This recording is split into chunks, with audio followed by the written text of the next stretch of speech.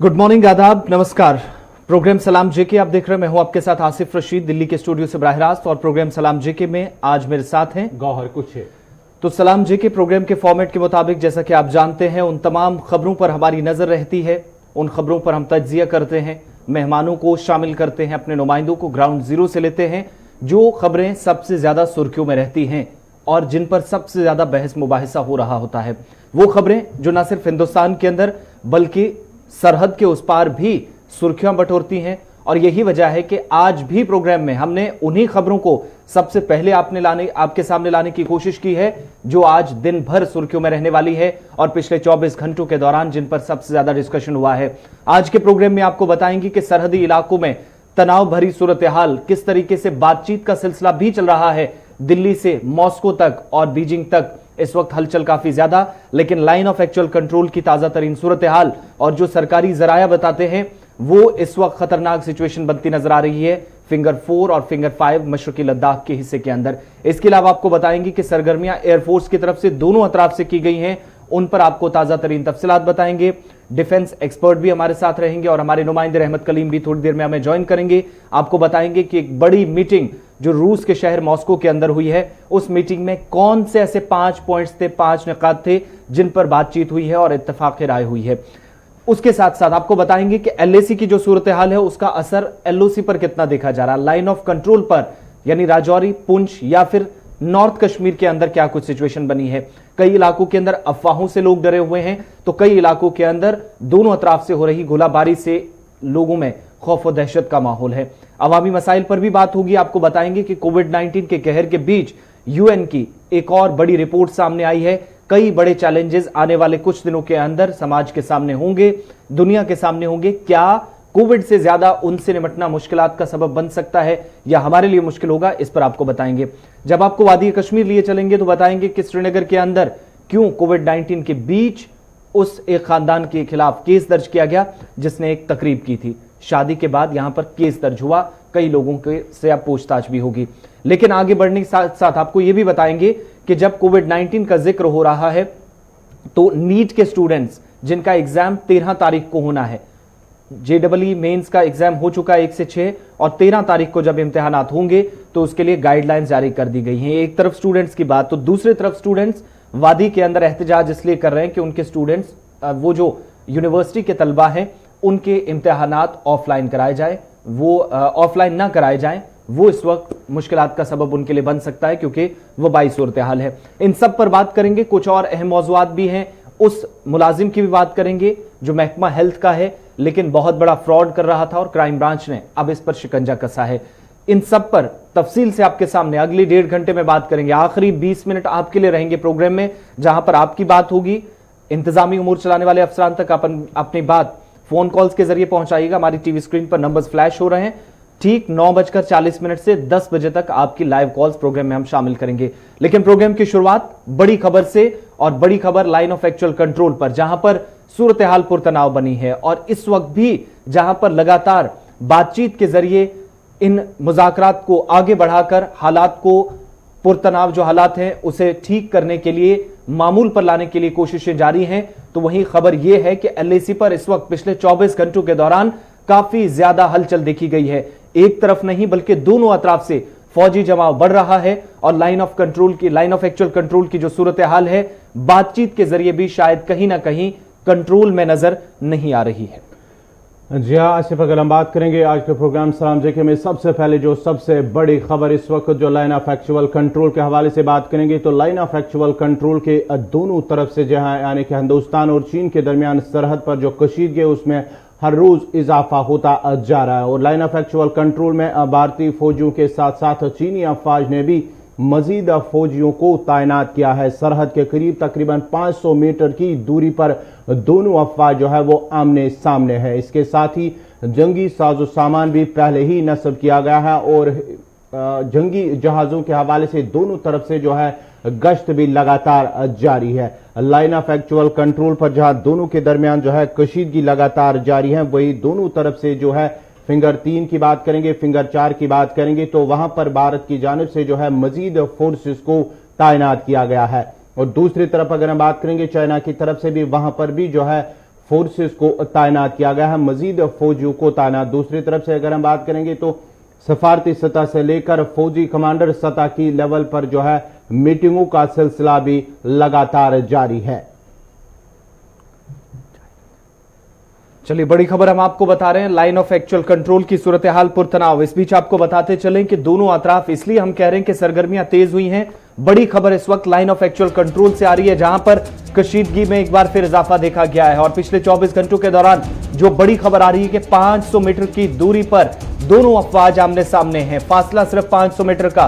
सरकारी जराये बताते हैं कि फिंगर 3 और 4 पर, जहां पर भारत ने दोबारा कब्जा जमाया है और चीन ने एलएसी के नजदीक उस तरफ मजीद फौजी ढांचे तामीर करना शुरू कर दिए हैं, जो कि पिछले 72 घंटों के दौरान बताया जा रहा है कि काफी ज्यादा तेजी आई है। और लाइन ऑफ एक्चुअल कंट्रोल पर जहां पर 200 के करीब फौजी जो चाइना की तरफ से यानी पीपल्स लिबरेशन आर्मी के 2000 के करीब जो फौजी है वो अपर रीचेस पर पहुंचने की कोशिश कर रहे थे, जिसमें वो कहीं ना कहीं फिंगर 4 और 5 के उस तरफ बताया जा रहा है कि कामयाब जरूर हुए हैं। कुछ हिस्से ऐसे हैं जिनको पिछले दिनों ये देखा गया था कि वहां पर फौजी इनखला की बात हुई थी कि यहां पर फौज को पीछे हटाना है, लेकिन उसके बावजूद चाइनीज आर्मी आगे आई है। और दूसरी तरफ भारत ने भी इस तरफ से ब्लैक टॉप के साथ साथ फिंगर 5 और 4 पर मजीद फोर्सेस बुला ली है। इसके अलावा पीपल्स लिबरेशन आर्मी की तरफ से जो तामीरात यहां पर खड़ा की जा रही थी, जो इस वक्त बिल्डअप तैयार किया जा रहा था, वो काफी तेजी के साथ 48 घंटों में बढ़ा है।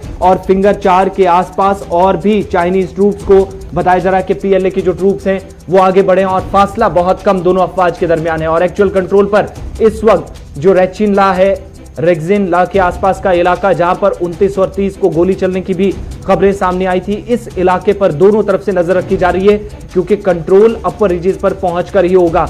इसके अलावा बड़ी चीज ये भी जो सरकारी जराये बताते हैं कि फासला दोनों अफवाज के दरमियान यहां पर जो 4 और 5 की फिंगर पर रह जाता है, वो सिर्फ 500 मीटर तक का फासला रह जाता है, यानी सूरत हाल इंतहाई कशीदा। और दोनों तरफ से अफवाज जो है वो शूटिंग रेंज पर है। जो बड़ी बात निकलकर सामने आई है कि दोनों एक दूसरे को देख सकती हैं, क्लियर है, अपर रीचेस पर एक दूसरे की फौज पर या एक दूसरे की जो एक्टिविटीज हैं उन पर करीबी नजर रख सकते हैं और शूटिंग रेंज है, इसलिए यहां पर रात के समय भी काफी ज्यादा पुरतनाव हालात रहते हैं।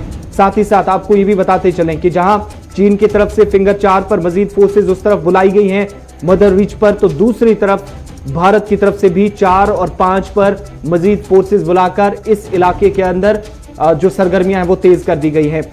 1 किलोमीटर जो ग्रीन टॉप जिसको नाम दिया जाता है जिस पहाड़ी को, वहां पर पीएलए की तरफ से, पीपल लिबरेशन आर्मी की तरफ से जो जवान वहां पहुंचे हुए हैं। और फिंगर 3 के आसपास का इलाका जो है नॉर्थ वेस्ट पिंपल से नॉर्थ वेस्ट का 1 किलोमीटर का हिस्सा, जिस पर सरकारी जराये बताते हैं या जो मुख्तलिफ मीडिया रिपोर्ट सामने आ रही हैं उनके मुताबिक कि पीपल्स लिबरेशन आर्मी की सरगर्मियां यहां पर पिछले 48 घंटों में तेज हुई हैं, जहां पर तामीरात भी खड़ा की जा रही हैं। और इसके अलावा दूसरी तरफ जो चाइनीज आर्मी है उसको पीछे धकेलने के लिए या उसको चैलेंज देने के लिए फिंगर 4 और 5 पर इस वक्त भारतीय फौज पहुंची है।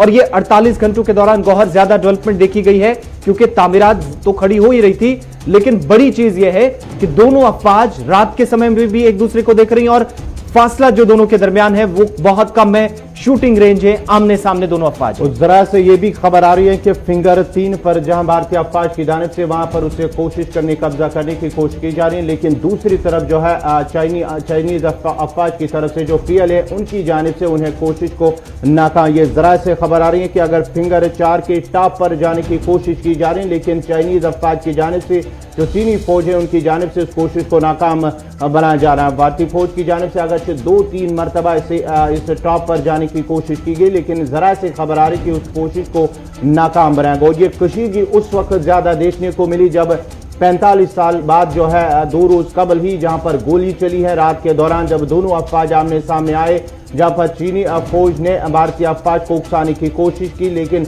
जो फौजी जराये का कहना है कि फौज ने इस हवाले से तफसीली बयान भी जारी किया है कि उकसाने की कोशिश की, लेकिन फौज ने इस हवाले से सब्र तहम्मुल का जो है इजहार किया। उसके साथ ही उन्होंने गोली का इस्तेमाल किया, उसके बाद ही मजीद जो है वहां पर कशीदगी देखने को मिली और दोनों तरफ से जो है फोर्सेस को तैनात किया गया है। जबकि जंगी साजो सामान की अगर हम बात करेंगे मिसाइल सिस्टम, टैंक, दीगर जो हथियार है वहां पर भी नस्ल किया गया है दोनों तरफ से। और रात के दौरान जो है वो कशीदगी ज्यादा देखने को मिलती है, जहां लोगों की जानिब से अगर हम बात करेंगे, लोगों का भी ये खदशा जाहिर किया जा लोगों की जानिब से भी ये खदशा जाहिर किया जा रहा है कि उनमें जिस तरह के हालात बने हुए वहां पर लोगों में कहीं ना कहीं खौफ और डर महसूस हो रहा है। चलिए, इसी कशीदगी को कम करने के लिए दूसरी तरफ मुज़ाकराती अमल का सिलसिला भी जारी है और एक अहम और बड़ी मीटिंग हुई है रूस के शहर मॉस्को के अंदर। एससीओ का इजलास खत्म हुआ और उसके बाद यहां पर मॉस्को में भारत चीन वज़ीर खारजा की बड़ी मुलाकात हुई। 2 घंटे तक बातचीत चली, एलएसी की सूरत हाल पर बातचीत चली। दोनों अफवाज के दरमियान इत्तेफाक इस बात पे हुआ कि मुज़ाकराती अमल जारी रखा जाएगा, तनाव को कम किया जाएगा। फौजी इनखला पर भारत ने चीन पर जोर दिया है। जो बड़ी खबर आई है कि इत्तेफाक इस बात पर हुआ है कि WMCC के जरिए जो बॉर्डर अफेयर्स हैं, बॉर्डर से जो सरहदी मामलात हैं या जो कहीं पर भी कोई जो तनाव देखा गया है लाइन ऑफ एक्चुअल कंट्रोल के आसपास, जिन पॉइंट्स पर या जिन मामलात को लेकर दोनों के दरमियान गुज़श्ता कई बरसों से लड़ाई रही है, पहले जंगी जुनून जो अब देखा जा रहा, हालांकि ये तो नहीं होता था, लेकिन जरूर कहीं ना कहीं एक दूसरे पर बयानात के जरिए या सवालात के जरिए तनकीद का निशाना बनाया जाता था।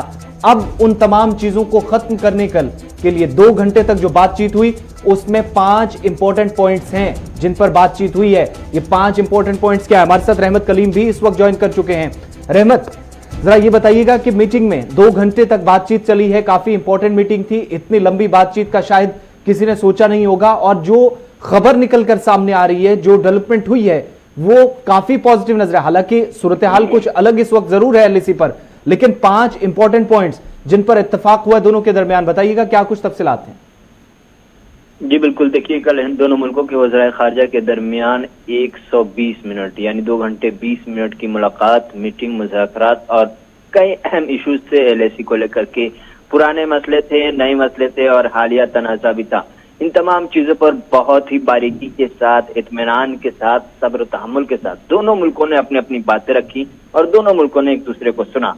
उसके बाद जो नतीजा निकला कि अब एक मीटिंग से इस मसले का हल होता हुआ दिखाई नहीं दे रहा है, लेकिन इस मीटिंग को दरवाजे के तौर पर, या जो लोगों की उम्मीदें थी, या जो हम बता रहे थे कि गुलिस्तान चैनल पर पीछे 2 घंटे 2 दिनों से बता रहे थे कि ये मीटिंग फाइनल नहीं होगा। इस मीटिंग में रास्ते निकलेंगे कि आगे किस तरह से मुज़ाकरात होंगे और किस तरह से पर पिघलेगा, और वही हुआ। जो 5 पॉइंट मीटिंग के बाद जारी किए गए हैं, बाज़ाब्ता तौर पर मुश्तरका प्रेस रिलीज जारी की गई है, उसमें 5 अहम पॉइंट जो जिक्र किए गए। सबसे पहला पॉइंट उसमें यही है कि वज़ीर-ए-आज़म हिंद यानी नरेंद्र मोदी और सदर चीन शी जिनपिंग के दरमियान जो अहद मुआहदे हुए 2018-19 में, उस पर चलते हुए आगे बढ़ना चाहिए। दोनों मुल्कों को इख्तलाफात को तनाज़े में नहीं बदलना चाहिए। ये एक अहम पॉइंट है कि जो हमारे दरमियान 2018-19 में दोनों मुल्कों के लीडरान ने जो एग्रीमेंट किया था उस पर आगे चलना है। दूसरा सबसे बड़ा पॉइंट ये है कि सरहद पर जो हालात हैं वो बेहतर नहीं, ये दोनों ने माने, दोनों वज़ीर खारजा ने, और उन्होंने कहा कि ऐसे में आर्मी की बातचीत जो चल रही है उसको जारी रखें ताकि माहौल साजगार हो जाए। तीसरा सबसे बड़ा पॉइंट ये है कि दोनों मुल्क एलएसी के हवाले से जो मुआहदे हैं अब तक के, चाहे वो 1947 के बाद से हो, 62 के बाद से हो, उन तमाम मुआहदों की पासदारी करें, उसका पालन करेंगे और अमन की बहाली की कोशिश करेंगे। ये तीसरा पॉइंट था। चौथा पॉइंट ये था कि सरहदी तनाज़े को लेकर दोनों मुल्कों के माबैन खुसूसी नुमाइंदों की बातचीत जारी रहेगी। यही हम सबसे बहुत अहम पॉइंट बता रहे थे कि दरवाजा यहाँ से खुलता है, चाहे वो WMCC की हो या सफारती सतह पर हो या स्पेशल रिप्रेजेंटेटिव के तौर पर हो। यहाँ से इस मीटिंग से तय किया गया कि हम बातचीत के दरवाजे बंद नहीं करेंगे। हम बातचीत के दरवाजे को, एक जो दरवाजा था हमारा मिलिट्री लेवल का, वो उसको तेज करेंगे। साथ ही साथ सफारती सतह पर WMCC की मीटिंग कंटिन्यू करेंगे इन मीटिंगों को, ताकि जल्द से जल्द फौजी इनखला को लेकर के और तनाज़े के हल के लिए रास्ता निकल सके। और पांचवा सबसे अहम पॉइंट था कि माहौल में बेहतरी आने के बाद दोनों मुल्क आगे के रिश्ते को मजीद बेहतर बनाने और गहरे बनाने पर काम करेंगे। अभी सिचुएशन हल करने के लिए, फौजी इनखला के लिए या फिर एलएसी के मसले को हल करने के लिए यहाँ से एक रास्ता निकला है कि हम बातचीत को तेज करेंगे, चाहे वो WMCC की हो, सरहद पर हो, एलएसी पर हो या फिर दिल्ली और बीजिंग के दरमियान हो। तो ये बातचीत के दरवाजे खोल दिए गए हैं बड़े पैमाने पर। मुमकिन है कि अक्टूबर में रूस में वज़ीर-ए-आज़म और शी जिनपिंग की मुलाकात भी हो, इसीलिए इतने सारे दरवाजे खोले गए हैं चूंकि माना यह जा रहा है, जो हमारे सोर्सेज बता रहे हैं कि अक्टूबर में जब वजीर आजम की मुलाकात होगी शी जिनपिंग से, जो जरा बता रहे हैं कि ये मुलाकात मुतवक्को है, या उस वक्त फुल एंड फाइनल तस्वीर आपको देखने को मिलेगी। बहुत बहुत शुक्रिया रहमत तमाम जानकारी के लिए। हमारे साथ इस वक्त कैप्टन रिटायर्ड अनिल गौर साहब भी हैं, डिफेंस एक्सपर्ट हैं। बहुत शुक्रिया अनिल जी। किस तरीके से आप मॉस्को के अंदर इस मीटिंग को देखते हैं? उस वक्त जब बातचीत के जरिए तनाव को कम करने की कोशिश है, लेकिन एलएसी पर जो खबरें सामने आ रही हैं उससे तो कहीं नहीं लगता कि कोई पॉजिटिव डेवलपमेंट होगी इस मीटिंग के बाद भी। आप बतौर दिफाई तज्जिया निगार, डिफेंस एक्सपर्ट या एनालिस्ट कैसे देखते हैं इन तमाम चीजों को? अब देखिए, जो मॉस्को में बातचीत हो रही है वो ठीक है, वो चाइना की पॉलिसी पुरानी है कि बातचीत करते रहो, पर अपनी जो कार्रवाई है वो हम उधर से करते रहेंगे। हम जो घुसपैठ करनी है, हमने जो जिस जगह पे जाके बैठना है वहां हम बैठे रहेंगे। अब चाइना को तकलीफ कहां से हुई है? सबसे ज्यादा जी तकलीफ ये हुई है कि जब 29 और 30 की रात को जो हमारे ट्रूप्स ने ये स्पेंगर लेक के उधर ब्लैक टॉप, हेलमेट टॉप, रेजिंगला और रिचनला जो पासेस हैं उनके ऊपर पूरे रिज लाइन कब्जा कर लिया है और स्पेंगर गैप पूरा का पूरा ब्लॉक कर दिया है। इससे हुआ क्या है कि मोल्डोव गैरिसन जो है वो चाइनीज का जो बहुत बड़ा गैरिसन है वहां पे, वो पूरा का पूरा हिंदुस्तान की फौज की निगरानी के नीचे आ गया और हिंदुस्तान के फायर के नीचे आ गया है। वो उससे घबरा गए हैं। दूसरा, जो 31 की रात को हमारी फौज ने फिंगर 4 के ऊपर जो हाइट्स थी उसके ऊपर जाके कब्जा कर लिया जी। अब उससे क्या हुआ है कि जो चाइनीज का जो फिंगर 8 के उधर जो गैरिसन है पैंगोंग सो के नॉर्थ साइड पे, जो वेस्ट साइड नॉर्थ साइड पे, वो जो है फिंगर 8 का जो गैरिसन है वो भी पूरा का पूरा उनके निगरानी के नीचे आ गया। ये जो बातें हैं ये चाइना ने कभी सोची नहीं थी कि हिंदुस्तान इस हिसाब से पासा पलट देगा। तो अब वो उनको फिक्र लग गया है, क्योंकि अब उनको लग रहा है कि जो स्पेशली जो चशूल एरिया है जहां पे वो हमेशा थ्रेटन करते थे हिंदुस्तान को, वहां से जो है उनका अब वो उल्टे हो गए हैं, अब उनके ऊपर थ्रेट है। तो इसीलिए वो लगे हुए हैं कि जी बातचीत करिए, कि जी आप देखिए जी अब आ रहे हैं बातचीत के लिए। अभी तक इनका कोई भी, आप देखिए जो ब्रिगेडियर लेवल टॉक्स हुई, लेफ्टिनेंट जनरल लेवल टॉक्स हुई, जितनी टॉक्स हुई आर्मी लेवल पे, कोई भी उसका हल नहीं निकला। अच्छा, इस साथ में टॉक्स के साथ साथ में आपने देखा कि चीनी किस तरीके से बार बार ये कोशिश कर रहे हैं कि हिंदुस्तान की फौज जो अब बैठी है, ये इलाका जो है ब्लैक टॉप, हेलमेट टॉप और जो रिजिंगला वगैरह, ये हमारी लाइन ऑफ कंट्रोल के एक्चुअल कंट्रोल के अंदर इन्हीं इलाकों में अनिल जी, नहीं है। इन्हीं इलाकों के अंदर जो पिछले 48 घंटों के दौरान जो चाइनीज बिल्डअप देखा गया उसमें तेजी एक, दूसरी तरफ 2 से 3 हजार फौजियों को बुलाना, क्या एक बड़ी जंग की तरफ हम जा रहे हैं? बावजूद, हालांकि मीटिंग्स अगर चल रही हैं, बावजूद इसके हम बड़े युद्ध की तरफ या ऐसे हालात की तरफ इस वक्त जा रहे हैं? देखिए, चाइनीज जो है अब वो कोशिश कर रहे हैं कि जितनी हमारी पोजीशन, हमारे फौज जिस पोजीशन में बैठी है उसको किसी तरीके से वहां से निकालें और खुद आगे बैठ जाएं, क्योंकि उनको पता है कि जब तक हिंदुस्तान की फौज अब यहाँ बैठी है, हिंदुस्तान का पलड़ा बहुत भारी हो गया है। अब जो जिस हिसाब से ये पैंगोंग एरिया में और चशूल एरिया में हमें थ्रेटन करते थे, अब वो थ्रेट जो है वो खत्म हो गई है और अब जो उल्टी गंगा बहने से हुई हो गई है कि चाइनीज के ऊपर एक बहुत बड़ी थ्रेट है। तो इसलिए अब वो चाहते हैं कि ये जितने ये लोग इकट्ठे करें, बल्कि आपने देखा रात को ये अपने जो फौजी हैं उनको भाले वगैरह दे के फिर उन्होंने कोशिश की थी ब्लैक टॉप एरिया में जाके कि भाई वहां से फौज को खदेड़ने के लिए, पर उसके साथ में इन्होंने हवाई फायरिंग भी की। ये तो हमारे उधर जो सेक्शन कमांडर, जो भी उधर पोस्ट कमांडर था, ये उसकी मैं कहूंगा बड़ी सूझबूझ है कि उसने हमारे फौज ने फायर नहीं खोला। नहीं तो अगर उस टाइम वो फायर खोलते तो जितने चाइनीज वहां गए थे उस पोजीशन को अटैक करने के लिए, वो सारे के सारे मारे जाते, तो बातचीत कहीं और चली जाती। तो ये जो चीज है, चाइनीज जो है ये सिर्फ दिखावा कर रहे हैं बातचीत का, पर ऑन ग्राउंड जो सिचुएशन है वो चेंज नहीं की उन्होंने। उनकी उसी हिसाब से वो जो फौज है सिचुएशन चेंज नहीं की, बातचीत चल रही है, बावजूद इसके हालात ज्यादा बदलते नजर नहीं आ रहे। बहुत शुक्रिया कैप्टन रिटायर्ड अनिल गौर साहब, आप हमारे साथ रहे, डिफेंस एक्सपर्ट थे।